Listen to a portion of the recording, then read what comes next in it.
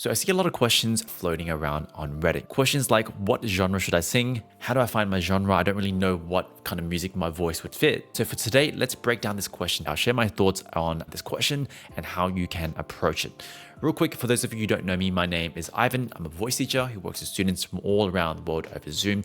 And really on this channel, my goal is to make learning how to sing as simple and as easy as possible. And so if that is up your lane, consider subscribing wherever you're joining me from. If you're interested in working with me privately over Zoom, or you want to check out some of my self-study programs, I've got some links down in the description.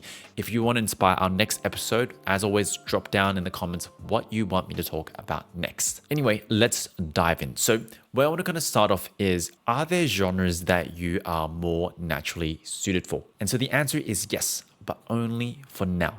Let me explain. In my opinion, each genre has sounds that are asked for. So for example, in rock music, they might ask for higher vocals, vocals that literally sit a bit higher in the range, maybe even things that are a bit more intense, a bit kind of heavier. Whereas say like a genre like R&B, maybe there's more emphasis on runs, getting really kind of quick little runs to kind of come through. And also maybe some, lighter kind of falsettos for contrast.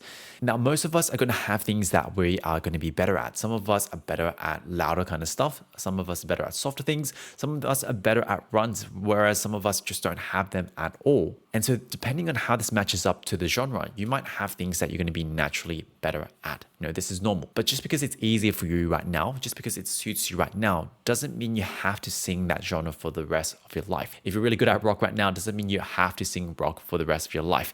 And the reason why is because the voice is way more malleable than you think. I feel like with singing, so many of us feel like what we have is what we've got. We've got this amount of range, that's all we've got for the rest of life.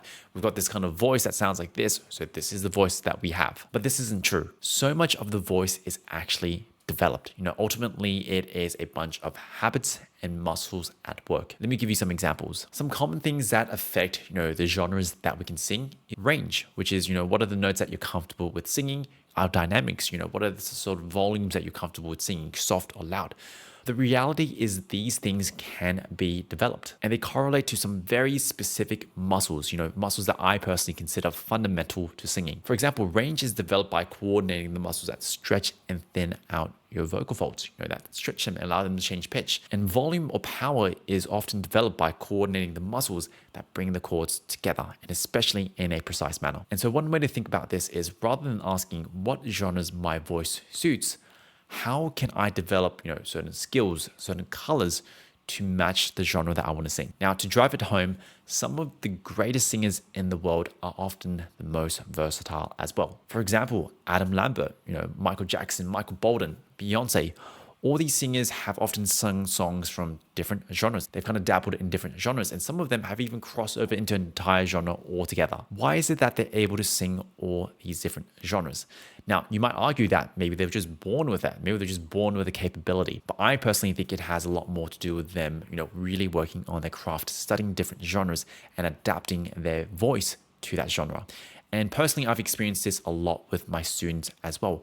Often I will intentionally choose a song that's completely out of their genre, some completely opposite of their genre, because it allows them to focus on a certain part of their singing. Maybe it's their rhythm, maybe it's their range. And sometimes it's just simple things like, how do they finish their phrase? Right?